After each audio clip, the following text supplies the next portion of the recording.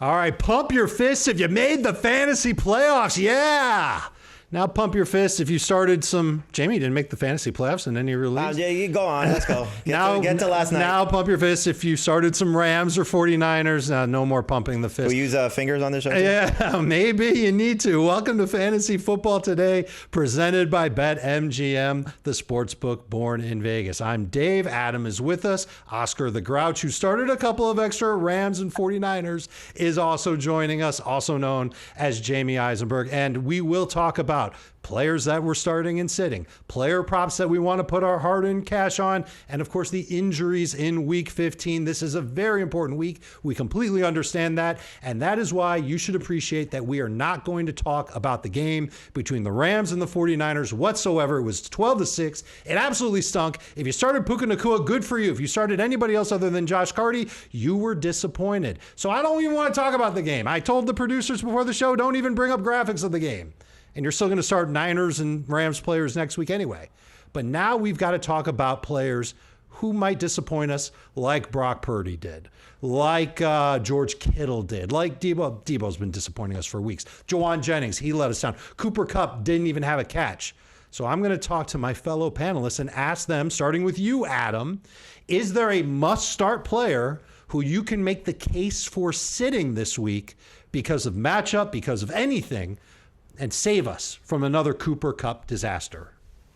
Well, the only issue with this is I think I might be choosing someone that people are not viewing as a must-start player because he's currently started in 61% of leagues. But I could see Jonathan Taylor scoring 5 fantasy points this week. He averages about 1 catch per game with Anthony Richardson. He is facing a really good run defense in Denver. They allow 3.76 yards per carry to running backs. And just look at his game log. 8.9 fantasy points at Minnesota. Great run defense. 7 fantasy points at the Jets. They've been pretty good against the run lately.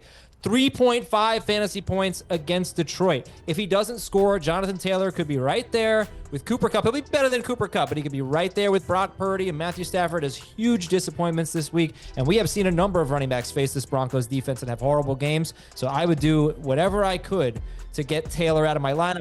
I wouldn't start Sincere McCormick over him or something like that. But sure. What about Rico Dowdle? Would you start Rico Dowdle over Jonathan Taylor? Not even close. And I would start Tajay Spears over him if Pollard doesn't play. Okay, Jamie, how about you? Another running back maybe? Yeah, Alvin Kamara is the guy for me. And again, similar to Adam, most people are going to start him. Clearly, he's been awesome. He's having a fantastic season.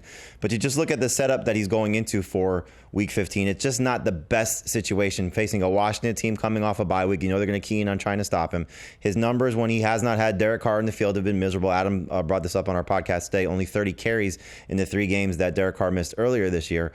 He's going to be involved in the passing game. This receiving core is completely decimated. They need him to catch the ball. But we saw last week Kendre Miller get a rushing touchdown. The last time Alvin Kamara scored was Week 6. It's just been a long time since we've seen him find the end zone. So in non-PPR leagues, it's almost easier to get away from him. In full and half PPR leagues, you're still expecting to get hopefully 4 catches. He's done that basically in like 9 games in a row. So his role in the passing game should be solidified. It's just a matter of will he score? I'm going to bet against it. How big of a game will he have? I don't think it's going to be the typical Alvin Kamara performance. So I am a little bit concerned about him. Again, he'll be better than the guys we saw last night, but by how much, we'll find out. Do you guys know how many quarterbacks this season have posted more than 20 fantasy points in 6-point per passing touchdown leagues against the Pittsburgh Steelers?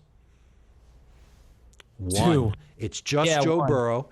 And so that makes me a little bit nervous about Jalen Hurts. And normally, for me, Jalen Hurts is a slam dunk, top 3, must-start fantasy quarterback. But the production hasn't been great for him over the past couple of weeks, last week notwithstanding. And I'm nervous. I think the Steelers might have a way to slow him down on the ground, and we know he's not throwing a lot. And I don't have him in my top 5. Jamie also does not have him in his top 5. Sportsline does not have him in his top 5. I've got to make a tough decision in one of my playoff leagues. Jalen Hurts or Sam Darnold. And at the beginning of the season, I would have looked at you cross-eyed. Sam Darnold over Jalen Hurts? I think I'm going to do it. I like Darnold's matchup better. I love the way that he's been playing. I think Sam Darnold over Jalen Hurts actually makes some sense. If I'm looking for stats, if I'm looking for upside, that's the way that I'm going to go. Let's move on to injuries heading into Week 15. There are no serious quarterback injuries that are of importance to fantasy managers. You might want to keep an eye on Justin Herbert. You can keep an eye on Joe Burrow if you want to, but I think he's going to play. So let's talk running backs. And there is some news coming in on Friday.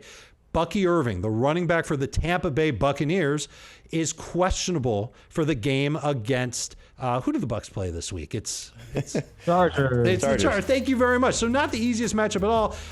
Adam, if Bucky Irving is out, what do you think of Rachaad White this week? Honestly, it's so strange. I was preparing to talk about Bucky Irving right before the show started, and I was like, who are they playing this week? I had to look up the schedule. Very weird. I love Rachaad White this week if Bucky Irving does not play. He is a must-start guy ahead of Kamara, ahead of Jonathan Taylor, obviously.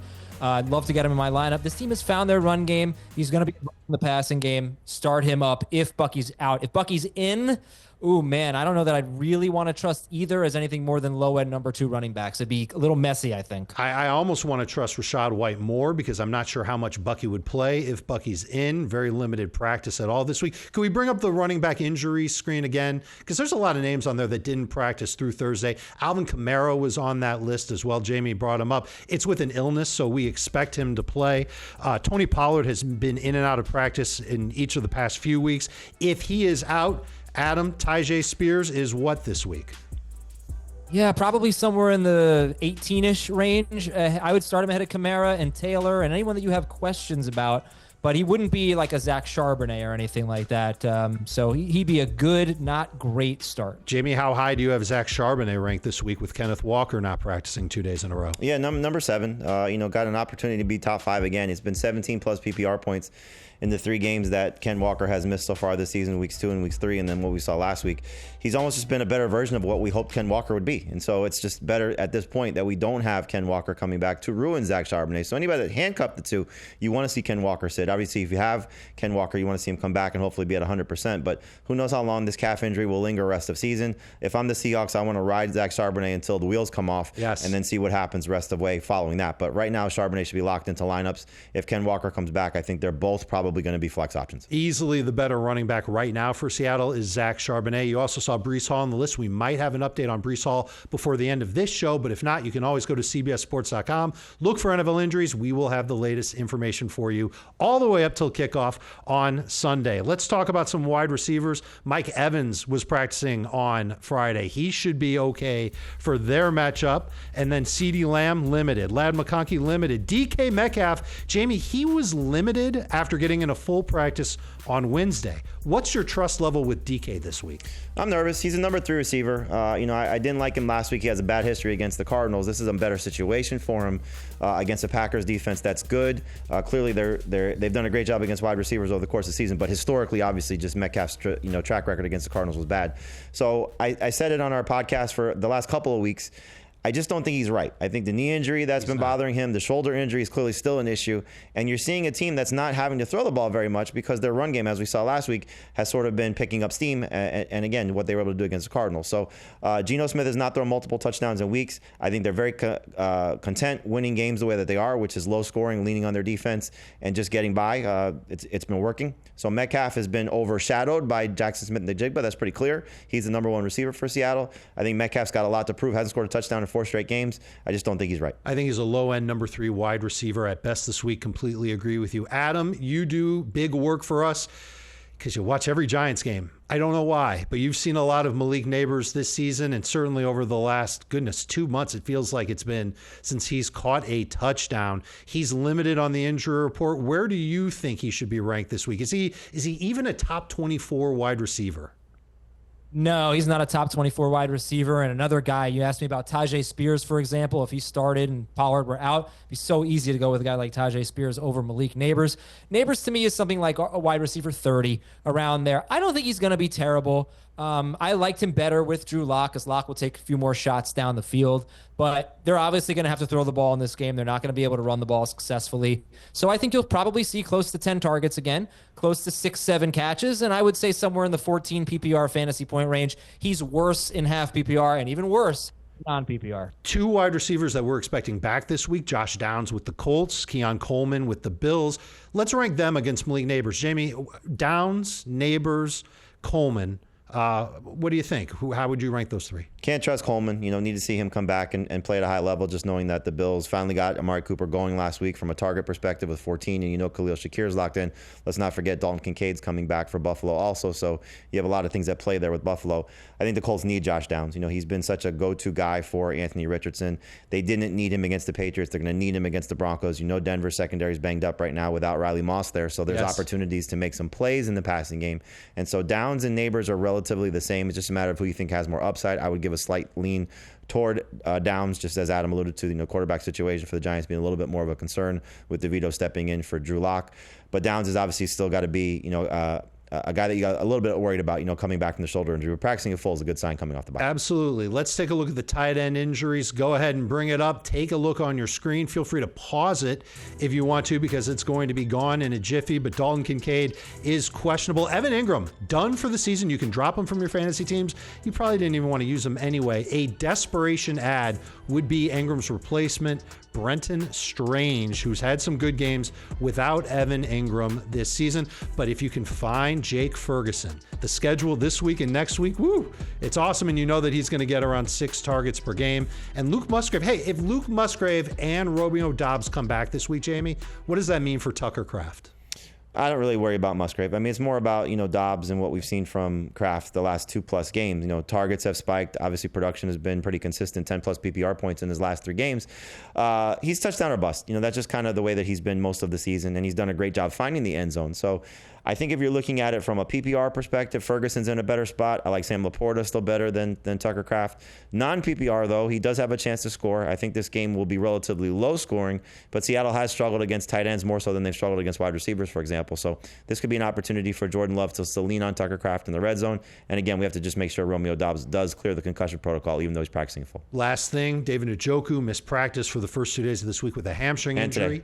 And today. So he's unlikely to play this week. If you've got him on your fantasy team, he helped you get to the fantasy playoffs. You're probably not going to have him for week 15. Go look for one of those tight ends that we talked about off the waiver wire. When we come back, running backs to start and sit, quarterbacks to start and sit, and my guy Jamie Eisenberg, start of the week. Who is it? We'll tell you. You're watching Fantasy Football Today.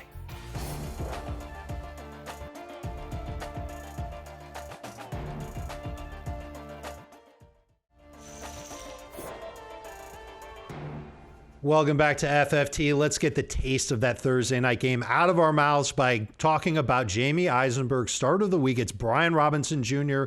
of the Washington Commanders. Jamie, walk us through it. What do you like about B-Rob this week?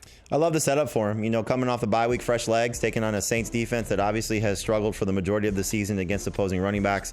The last 4 running backs against them, for example, 18+ PPR points or more. Tyrone Tracy hit that number last week. His 2 best games this season have come when Austin Eckler's been off the field. That was in week 4 when Eckler was out, and as we saw last time they played in week 13 against the Titans, 17+ PPR points in both of those matchups. So he's going to get the opportunity here to feed off of Jaden Daniels. I don't think the Saints are going to have the ball very much because this offense is most likely going to struggle. So it should be a lot of opportunities for Brian Robinson. Really, my only concern is if they're winning big, are we going to see a little bit too much of maybe Jeremy McNichols or Chris Rodriguez, as we saw against the Titans, where it limited somewhat of the upside for Brian Robinson. But again, I think we're looking at a guy that has the chance for 15+ PPR points, if not more. He could score multiple touchdowns. He could have a couple of catches. Again, that's sort of been the one thing that's been lacking. But the first time that Eckler did miss, he did have 3 catches in that game. So that's kind of what I'm hoping for. But I do think we're going to see him find the end zone. Love the setup for him. For me, he's a top 10 guy. There are 10 running backs this season that have had at least 12 touches against the New Orleans Saints, and they have all had at least 16.8 PPR points. That is who Brian Robinson is going up against. He's had at least 12 touches in 8 of 10 games, 8 of 9. If you throw out the game that he left early, I think it's a great call. I think he is a great number 2 fantasy running back with number 1 running back upside. And we will not rank him against any running backs this week, but we are going to rank some running backs so that you guys know who we like, who we dislike. And we'll start with these 3 running backs right now. Adam Azer, you're not a running back. We're not ranking you, but I want you to tell me who you would rank the highest out of Najee Harris, Tony Pollard, and Jonathan Taylor. I'd rank myself first. I have very fresh legs, have not played in years. But if I'm not part of this, I would go Pollard 1 easily with a bullet. Pollard 1. And I'm actually going to go Najee 2 and Taylor 3. I am really worried about Taylor. Philadelphia's weakness is its run defense. I don't want to start Najee Harris for the record, but he's got an easier matchup. He gets 16 or more carries in 7 straight games, so it's not like he's that far behind Taylor in that regard. So I don't really like either of those two. Also, Dave, wondering if you would afford me the liberty of guessing the Twitter poll results when we get to that. Yes, thank you for reminding me. Jamie, what's your order of those three? Same one. In terms of the top, Pollard is easily the best of this trio, and I don't think it's particularly close, assuming he's healthy. And I would say Tajay Spears is ahead of these other guys, too, if he steps in for Tony Pollard. I'm going to go Taylor over Najee. I think just fresh legs matter here. And there's nobody coming that's taking Taylor off the field at this point. If they trail against the Eagles, we could see a lot more of Jaylen Warren, who's had a nice little floor the last 5 weeks of 9+ PPR points. So he's not a bad flyer if you're stuck. I just think we have to get the opportunity here to wonder what the Eagles are going to do to shut down this Steelers offense, because no George Pickens. They're going to focus on stopping the run. And I think it could be a little bit of a tough game for Najee Harris. So when you asked the earlier question about what are some guys that could be a little bit of a concern, Najee is similar. Like Adam said, he's not a must-start guy, so that's why I didn't put him in that category. But I do think that he could struggle in this particular matchup. So I'll take Taylor over Najee this week. I lean with you, Jamie. I think Jonathan Taylor's in the middle here. Harris is last. They're all low-end number 2 fantasy running backs, but Pollard does have kind of the same upside as Brian Robinson Jr. I'd start Robinson over all these guys. I'm sure you would agree. All right, Adam, I'm guessing that you think Pollard won the Twitter poll. We put these names in a Twitter poll, and we wanted our audience to pick who they would want to start. And Adam's now going to guess who won and by how much. Yeah, I'm going to say Pollard with 62% of the vote. 62%. Well, here we go. None of us know the answer. And it is Tony Pollard with, well, maybe Adam knew the answer. 64% of the vote, a runaway. And you can see Jonathan Taylor a little bit ahead of Najee Harris. Let's move on to the next group of 3 running backs. And this is tricky. I don't think that there's a slam dunk in this bunch at all. You see the names, Adam: Pacheco, Stevenson, Tracy. Who's your favorite of the 3? And you have to pick one. Yeah, there are no slam dunks. These are all half-court three-pointers. Ramondre Stevenson for me would be 1. Isaiah Pacheco 2. Tyrone Tracy 3. Concerned about all of them, but I'll take Ramondre. Jamie, what's your order? Same order. Right now, I currently have Tracy ranked ahead of Pacheco. As I was driving into the office today, I was thinking about making that change myself, just because I think Pacheco is going to have an opportunity here against a Browns defense that I think is going to be a little bit tough to stop him. And knowing that he finally got 16 total touches last week, weather could be an issue in Cleveland, so we could see the Chiefs lean on their ground game a little bit more, probably than people expect. And so I like the opportunity for Pacheco to maybe have his best game since coming back of the last 3. Tracy just makes me completely nervous. I think the Ravens' run defense has obviously been tried and true, and this offense for the Giants could be an absolute disaster. So I would like to sit Tracy if I can. Tracy's absolutely third for me. Pacheco is second. He's much closer to Ramondre, who is first. So we are all in agreement. If you've got these 3 running backs, Ramondre Stevenson is the one that you would start. Although I would start all 3 of the running backs from the first rank, these 3, over all 3 of these running backs. You can check CBS Sports Fantasy rankings for more. Adam, I'm sure you're going to say that Ramondre is going to win. What's the percentage you're going to put on it? It's going to be Pacheco at 41%. All right, interesting. I don't know if that's a curveball or not. Let's just see the results. Who won this poll? See, you're cheating, man. You are totally cheating. Isaiah Pacheco at 51.5%, another runaway winner. Stevenson second. Jamie, the audience is with you. Tyrone Tracy third. I've got another group of 3, but these are quarterbacks, and we've been talking about these guys all week long. It's Bo Nix against the Colts, Anthony Richardson against Denver, and Jameis Winston against the Chiefs. I know you guys know where I'm going to come out on these 3. Jamie, would you mind going first? How do you have these 3 ranked? Yeah, I have Richardson, Nix, Winston. Richardson, to me, has the highest ceiling. I like what he's done 2 of his last 3 games using his legs. I think this Denver defense is going to struggle against stopping him in all facets, especially if he's able to have some success throwing the ball. Mostly if his receivers can make some plays. Look at Sportsline. They're all in on Bo Nix, by the way. I'm going to take Nix second. Jameis makes me nervous this week, just because losing David Njoku, I think, is huge. Having that safety blanket, that security guy for him. Hopefully Tillman comes back and is able to help out in the receiving core. But I think Winston's range of outcomes is so tremendous. He could be the best guy on this list by a lot, and he could be the worst guy by a lot. So for me, he's third. All right, Adam, what's your order? So I'm going to go Jameis 1, but that's pending the weather. Obviously, we have to make sure it's not too miserable in Cleveland on Sunday. I don't think the Njoku thing is too big of a deal. I forgot the number off the top of my head, but Njoku has 30 targets in his last 2 games for something like 90 yards. So he's not really doing that much. I think, in fact, getting the ball to a guy like Cedric Tillman or Elijah Moore or maybe even Jerry Jeudy Moore might be good for Jameis Winston. So it doesn't bother me too much. I go with Winston 1, followed by Bo Nix, followed by Richardson. Broncos have been pretty good against mobile quarterbacks this year. Their run defense is spectacular. And I can't get out of my head that Richardson against the Patriots 2 weeks ago was pretty bad until the last possession of the game. No Josh Downs on that one. Yeah, all right. That's fair point.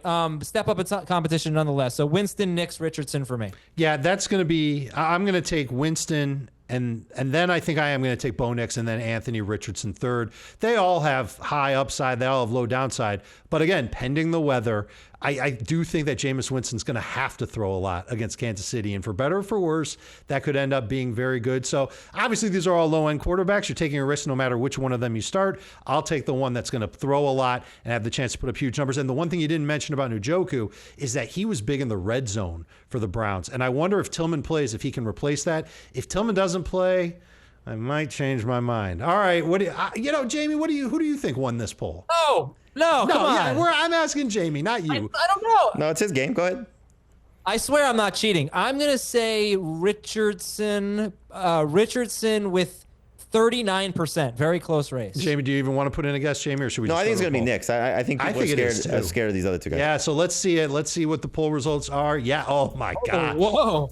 The audience completely disagrees with us. They're going to go with Bo Nix against the Indianapolis Colts. Maybe we should think about this a little bit more. But I'm surprised that it's only 8% for Anthony Richardson. I think the public has a much different opinion of Richardson than we do. And we see Richardson for his rushing upside, certainly for the deep balls that he can throw. That's valuable in fantasy, but it doesn't necessarily mean a lot of volume. And yes, this matchup is very difficult. Let's answer a post from X before we hit the break. Here it is. It's from Daniel, full PPR. Start Connor, JSN, or Khalil Shakir. Jamie, he can only start one of these guys. Who's it going to be? Yeah, I hate to bench any of these players, but it's got to be James Conner. He's just been so locked in. Hopefully a little bit bigger role in the passing game if DeMercado's not there, but it's a great matchup. I think he's going to have a big week. Big week ahead against the New England Patriots. We will talk about wide receivers and who we would start and sit when we come back. We're helping you through the fantasy playoffs here on Fantasy Football Today.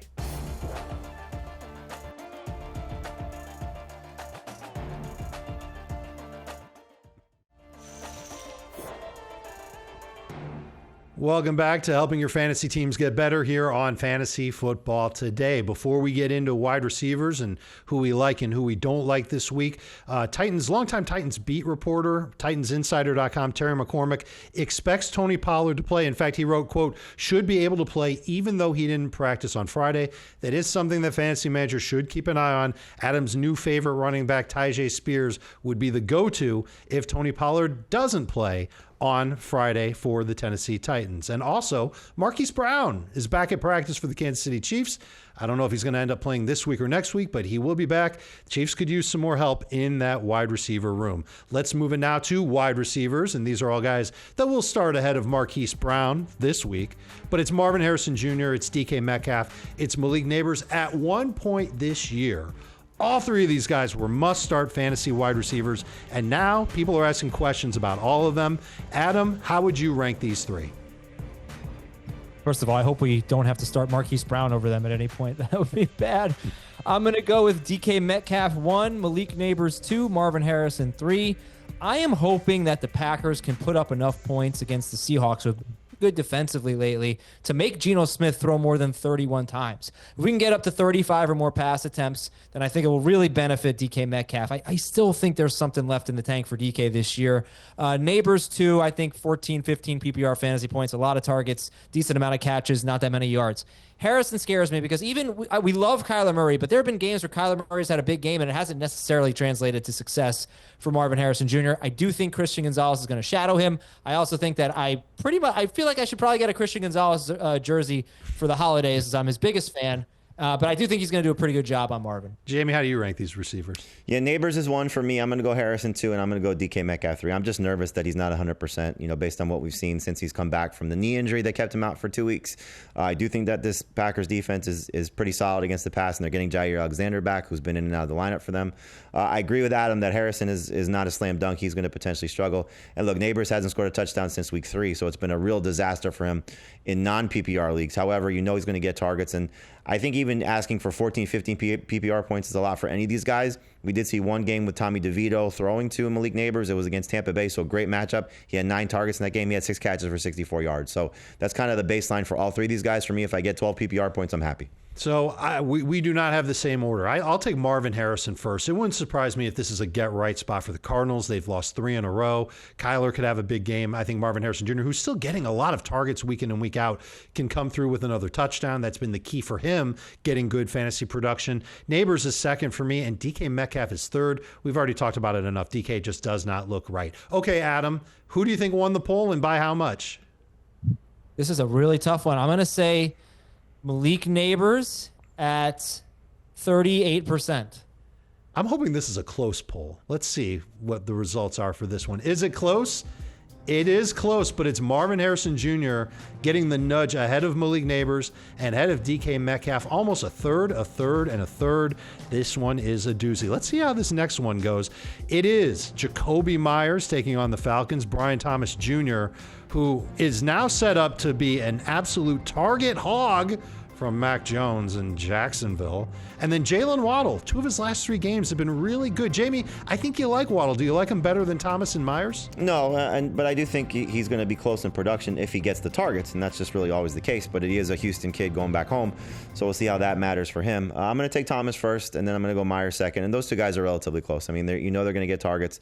They're going to get opportunities. The quarterback situation, it could be shaky for both of these guys because while Mac Jones is throwing to Brian Thomas, we may have Desmond Ridder throwing to Jacoby Myers. We just haven't seen how that's worked, but he's done magical things with Gardner Minshew and with Aiden O'Connell. So who knows if there's going to be even a drop-off there. So great matchup for him against Atlanta. Thomas hopefully will take advantage of his situation against the Jets, which is the toughest matchup of these 3. And then Waddle, again, we'll just see if he gets those opportunities. Adam, what's your order? Same order, Brian Thomas Jr., Jacoby Myers, Jalen Waddle. But if you want me to throw in the other 3, I'd go Brian Thomas Jr., Jacoby Myers, DK Metcalf, Malik Neighbors, Marvin Harrison Jr., Jalen Waddle. Wow, so Waddle is like dead last for you, and I know that the production has been great over the past couple of weeks. I'm a little bit nervous to trust Jalen Waddle myself. He's third for me, too, from this group of 3. And I think I would still start him. I would start him ahead of DK Metcalf for sure. And I might even start him ahead of Malik Neighbors because I don't know what the upside is for those 2 wide receivers. We've seen it from Waddle in 2 of his last 3 games. A lot of volume, a lot of good numbers. Could be a high-scoring game between the Dolphins and the Texans. So I don't mind Jalen Waddle as a good number 3 wide receiver, just not a top 24 type of wide receiver. I do think Thomas and Myers are, though. The results, Adam. The results. What do you think the results will be? I feel good about this one. It's going to be Brian Thomas Jr., 48.5%. I wonder if that percentage is too low. I wonder if it'll be higher. Let's see what it is. Oh, my. It's Thomas. He wins. But this is just like the last poll. A third, and a third. This is a tie. And Waddle is second. So the public kind of buying into Jalen Waddle. I think they're nervous about Jacoby Myers.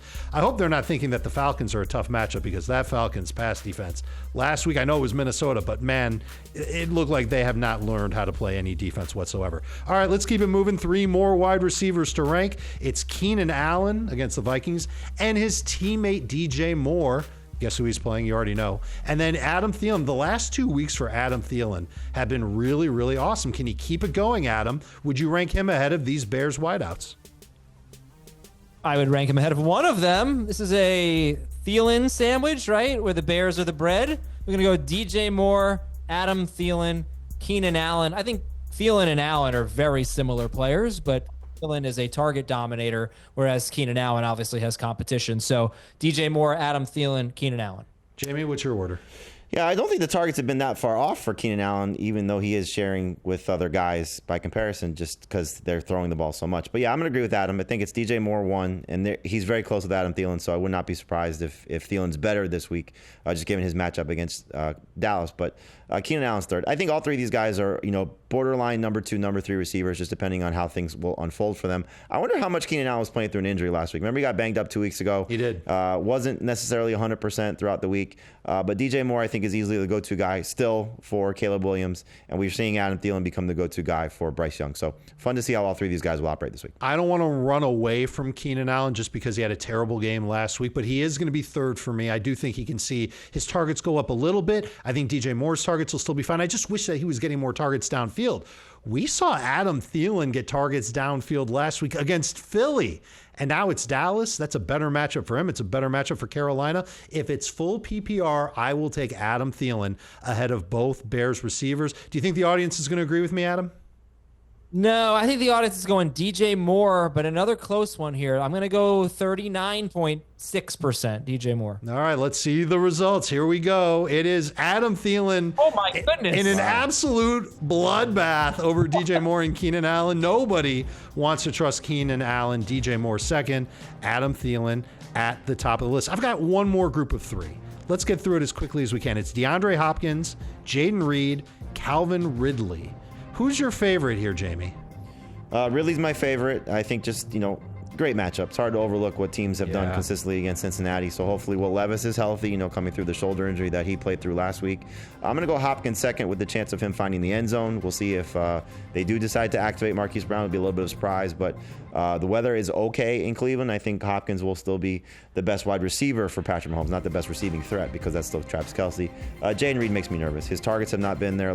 2 games ago against the Dolphins, you got extremely lucky where he did have 6 targets, but 3 catches, 24 yards, and scored 2 touchdowns. I just don't think he's getting enough volume, and every receiver needs enough volume to count on them and be trustworthy enough, and just Jaden Reed has not had that. As we saw last week, no catches on 1 target. Adam, what's your order? Yeah, it's Ridley, Hopkins, Jaden Reed. Ridley, I actually have a good feeling about this week. He's going to be a DFS guy for me, and I think I'd actually prefer him with Mason Rudolph, but either way, he's number 1 for me in this group. We do know Will Levis is playing through an injury in his non-throwing shoulder. I've got the same order as well. Let's take a look at the poll results. Adam, quickly give your guess. I'm not looking. I'm going to say Ridley at 48%. No, it's Ridley by 50.1%, and you 100% looked. I did look. I did not. You cheat. You definitely did. DeAndre Hopkins is second. So the audience agrees with us on this one. Ridley first, DeAndre Hopkins second, Jaden Reed third. A little worried about a low-scoring game in that matchup between Seattle and Green Bay. Okay, let's answer a post from X before we go to break. It's from our guy, Nick. Happy holidays to you, sir. Pick 2 in PPR. Brian Thomas Jr., Garrett Wilson, Josh Palmer, Josh Downs. I think we're all going to be in agreement that it's the first 2 names. Does anybody have any different opinion? Would you start Palmer or Downs? I have something to say if you want. Yeah, Brian, it's Brian Thomas. It's the first 2. Yeah, but you have insulted me and my integrity on the show, and you know what? I'm not going to be on for the next 2 segments. Good. We don't want you on for the next 2 segments. Get on out of here. All right, he's not supposed to be on the segment anyway. It's all good. But Jamie's sticking around. I'm sticking around. Katie Mox will be here. We're going to go through her favorite player props for week number 15. We'll give a fantasy spin on them, too. This is Fantasy Football Today.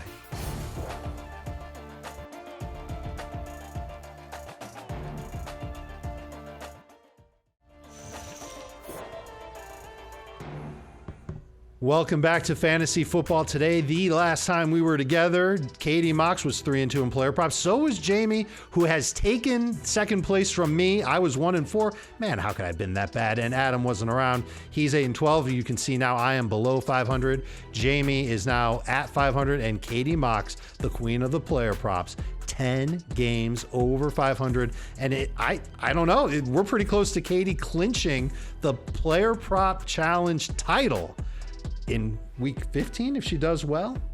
Could be. All right, we're back here on CBS Sports Network. It is Fantasy Football Today. And we are talking about Katie's player props. Katie, I'm not sure if your microphone's working. Can you give it a shot? It's not? I don't believe that it is. Can you guys hear her? You can't hear her? Here. Okay, yeah. Let's just... Go ahead. So Katie's going to give some player props. This is real easy. Katie's going to give some player props. These are the player props that she likes this week, but she's not going to tell us like which way she's going on the prop. She's going to name the player and the prop. I really don't know what's happening right now. This is very, very strange. Katie, go ahead and tell us the very first prop that you've got. And sorry if the microphone smells like coffee. That's okay. I don't drink coffee, but I could do this. All right. So first one we're going with is Aaron Rodgers passing yards. Aaron Rodgers passing yards. Can you tell we're live? They can't hear me anyway. It doesn't matter.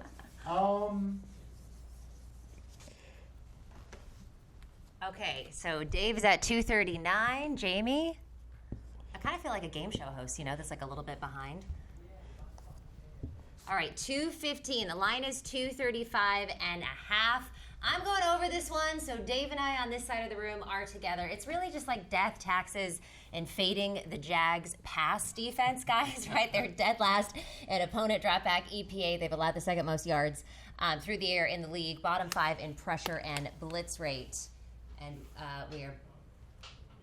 Keep talking. All right, yeah. So anyway, Rodgers, okay, he's left a lot to the imagination, but he is coming off of his best game. He's gone 339 yards versus Miami, a season high. So, Dave, I'll pass this back to you. I don't know why you are. I want you to go to your next prop after that, if you don't mind, because I think Aaron Rodgers at this point, a number 2 high-end fantasy quarterback. But what do you think about Devontae Adams and Garrett Wilson this week, Jamie? They'll both work better than Katie's microphone. I think, for both of those guys, they should have an opportunity to play well. As I said, I think we're going to see one guy have a decent amount of yards, one guy hopefully score a touchdown. We got that last week, So my only concern with Rodgers is last week we saw him pushed because the Dolphins offense was pushing him. Is the Jaguars offense with Mac Jones now down another player, run game that's suspect? Is this going to be even an opportunity where Rodgers has to throw? I know Breece Hall lends itself toward that. I just don't think we're going to see the best of Aaron Rodgers. That's always my concern. All right, well, we haven't seen the best of him all season, so hopefully we will this time. All right, Devon Achane and his rushing attempts. It's kind of fun back here. It is? Yeah, it's different. Devon Achane rushing attempts. Okay, Wow. You're at 14. Wow, both at 14. Well, the line is 12.5, and I'm going against y'all. I'm going under on this one. Dead. Well, it feels just like Miami has abandoned the run, right? Ever since Austin Jackson has been out for the season, they have opted to run on less than 30% of plays over the last 3 weeks. Only 49 yards on the ground for the team over the last 3 weeks. He's gone under this in 5 of his last 7. Jamie? I do think with the lack of the players who are missing for the Texans this week, no Al Shahir, being there is going to be a problem for their run defense. I do think Miami's going to try to establish the run. No Raheem Mostert as well, so that favors, Devon Achane's opportunities also here. And I also think they're going to be trailing in this game. I think they have an opportunity to play with the lead just because of what the defense looks like for Houston. So I don't think he's going to have a 20-carry game, but I do think we could see 15, 16 carries. Has Mostert been ruled out? Not yet, but he's dealing with that hip injury. I think he might actually be okay to play, but I still like the Achane to go around 14 carries in the game and to go over this number. Okay, so that's 2 player props down, one that we're going to get obliterated by because Katie's going against us, Jamie, but we've got more to go. Katie, go ahead. All right. Now I am looking at Jameis Winston and his pass completions. Oh, boy.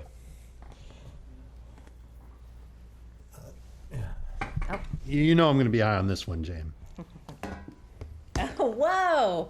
Wow. Okay. 27 for Dave, 24 from Jamie. The line is 21.5. I'm going under on this one. You get this at even money. Some good ones. Look, as Jameis Winston would say, this has already been written. I know what's going to happen. You guys know what's going to happen. I'm sure our audience knows what's going to happen. It's not going to be pretty against the Chiefs here. He's averaging just 15 completions per game as the starter this season, and he's going up against Spagnuolo, who has been amazing, holding some of the best offenses to their lowest scoring games. Guess what, guys? 7 interceptions in the past 4 games in Cleveland weather in December. Oh, those don't count? I thought those count as completions. No, those don't count as completion. If the weather's bad, else, yeah. if the weather's bad, and maybe this line speaks to the weather being bad, then this number will go under. And in that case, I do like where Katie's coming from on this one. I did check to see how Jameis Winston has done in the past against Steve Spagnuolo. 2 games as a starter, 1 game, 18 fantasy points. That's no good. The other one, over 30 fantasy points. Really, really good. But it's ancient history. It was when he was with Tampa. Spagnuolo was with the Giants. It is just completely not something that fantasy managers should count on for this game. All right, you got another prop back there? I do got another. All right. From behind, I got another one. All right, let's look at Rico Dowdle and his rushing yards. Rico. We're gonna like this one. Yeah. Okay, 83 for Dave, 88 for Jamie. The line is 83.5, so very sharp by you, Dave. I like the over. I'm with you guys on this one. It's at minus. You're under. 1. He's under. Now I'm on the under, right? Oh, yeah, If you're it's on the 83 and a yeah, half. you're on the under. Ah, I Yep, wanna you're be at on the under. yeah, yep, half a yard. But I think it's just matchup wise, right? Panthers can't stop anything to save their lives. They give up 170 yards on the ground. All right, let's move on to the next one. Adam Thielen and his receiving yards. It's kind of had a little resurgence. We're seeing a little bit of Thielen of old, if you will. And by the way, I will say this is a Sportsline pick bot. I took it from them, but I actually liked it. Okay, 78 for Jamie. We're going 74. The line is 51.5. Oh, my God. And I like the over because he's been doing really, really good, guys. 9 catches for 102 yards. He's also gone over this number in the last 3 against the Chiefs, the Bucks, and the Eagles. And we're going against the Cowboys here, right? They give up a ton of yards. So I feel like we were in disagreement a lot today. We were, and usually that is bad news for me, certainly going against Katie and Jamie earlier this year, but not so much lately. We will see how it plays out. Let's answer a post from X before we go to break, and then we will figure out the great mystery of the microphone here on the show. That was crazy. All right, from Spida, start 2 in Superflex. Mahomes, Mayfield, Tua. I think Mahomes has probably been the guy that Spida has been sitting all year. Jamie, would you recommend he continue to do so? No, I'm sitting Mayfield here. I'm going to start Mahomes as long as the weather's okay in Cleveland. Tua is the easy one. But I think Mahomes has a higher ceiling this week than Mayfield. A little bit concerned. Chargers defense is good, and we haven't seen the best of Mayfield since Chris Godwin's gone down. Well, I don't know if it'll be helpful, but I will come back. I will get a weather forecast for Cleveland when we are back from the break. Jamie's going to have news updates. There's plenty to get to, along with your questions answered when we wrap up Fantasy Football Today for Week 15.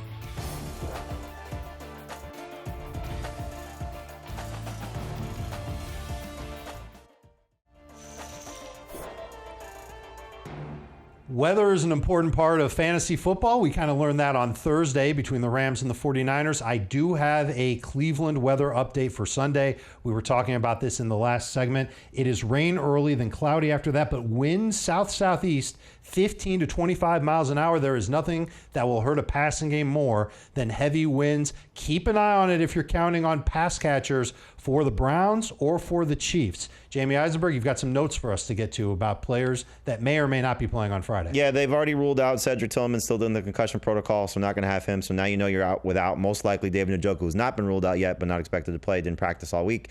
And Cedric Tillman, so that's not great news for Jameis Winston in the potential bad weather. And this is according to Rich Cimini, who covers the Jets for ESPN. Jeff Ulbrich said that it looks promising for Breece Hall, and his tweet was from Rich Cimini, good news for fantasy owners. Breece Hall is expected to play. Status for Sunday, quote, looks good, promising per Ulbrich. So a bit of a surprise, but we'll see what happens there. Just keep an eye on it. Don't drop Braylon Allen or Isaiah Davis just yet. No, don't do it yet, but I would imagine that we will see some of Breece Hall and Braylon Allen, probably a lot less of Isaiah Davis. Okay, now, time for your questions, our answers. When you use the hashtag AskFFT, we do a good job of trying to answer them, so please use it. Here is Demon. He wants to know, Kincaid, Henry, or Ferguson in full PPR? Jamie? I'm going to go Henry. Not an easy matchup, but I think the targets will be there, and the tight ends that have had targets, only been 2 of them against the Cardinals, 6+, have had a lot of success. So I think Henry will still be 6+ targets. I think Henry is the number 1 receiver for the Patriots. Use him accordingly. Next question. It's from a trendy nightclub. Oh, I go to those all the time. 5 leagues, 4 playoff appearances, 3 buys. Thank you for your help. Here's the question. In a PPR league, start 2 running backs. Here, you can do the running backs, Jamie. I'll do the flex. Henry, Taylor, Etienne, and Connor. Who would you start from those 4? Henry and Connor are easy. And then with the flex, it's the running backs mentioned above, plus Shakir, McLeod, Devontae Adams, and Washington. I'll go with Shakir and Adams over Jonathan Taylor and Travis Etienne in a full PPR league. We will see you at the club. It's going down. Next post, it's from Mike. Start 3, half-point PPR. Hill, London, Higgins, Adams. This seems tough to me, Jamie. What do you think? Hill's easy. I'm still going to start Higgins as the second option here. Half PPR, I'll probably go Adams over London just because Adams has found the end zone a little bit more recently. Yeah, I'm going to go with you on that one. Adams and Hill is who I think I would go with. Gigi wants to know, would really appreciate the advice. Okay, we'll give it to you. Goff, Kyler, or Knicks, non-PPR. Mayfield or Kyler in full PPR, and don't make fun of this person for asking PPR and non-PPR. I'll do the first question. I'll say Goff over Kyler. Jamie, Mayfield or Kyler? Yeah, I would go Kyler over Mayfield. All right, very, very good. Do we have another question? All right, then we are out of here. We do not have another question, but you can get your questions answered by watching the Fantasy Football Today podcast on YouTube, including this show every single week. You can rewatch it right there on YouTube. You can like and subscribe to it for free, as well as all of our other podcasts. For Jamie, for Katie, for our production crew, I'm Dave Richard. Good luck in Week 15.